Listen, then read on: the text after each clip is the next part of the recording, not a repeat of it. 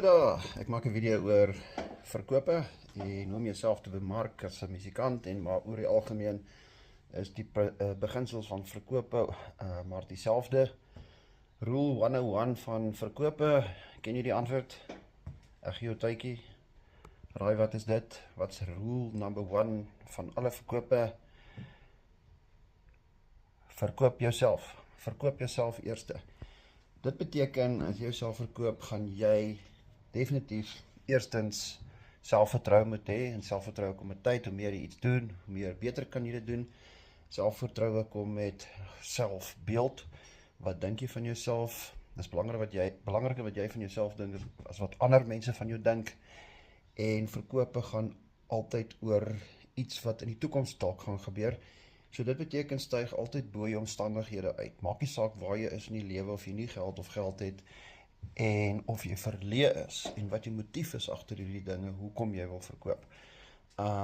So, ek gaan altyd terug na hierdie tabel toe van my, dis aan my ander kanaal, verduidelik realiteit, of verduidelik realiteit in Afrikaans, en daar verduidelik ek meer in die, meer spiritual, maar hierdie reël, jy kan nie iets verkoop waarin jy nie glo eerstens nie uit.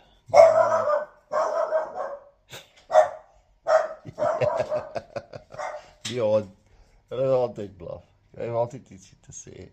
Ek het al gedink, ek gaan dit nou maar net deel van my video maak. En dis ook deel van verkope. Niks in die lewe loop altyd presies soos jy dit wil hê nie. En dit is deel van let go. Party mense gaan nie jou nie like nie. En dit is fyn. Dit is waar resonansie inkom en frekwensie. Frekwensie beteken ek vibreer op 'n sekere frekwensie van liefde, blydskap, dankbaarheid, vrede, joy, lag, grappies. Ek is 'n baie ligter tipe mens. En daarom gaan ek resoneer met sulke tipe mense. Het jy nou lekker geblaf? Het jy nou lekker geblaf? Al die skelms weg. Wanneer jy, dit is soos 'n radiostasie. Wat 'n radiostasie hou jy van? As jy nie van 'n persoon hou nie, en daarom is het baie belangrik om uit te vind, hou die persoon wat jy van jou hou, om iets te kan regkry. Daar gaan my vrou ook nou deur.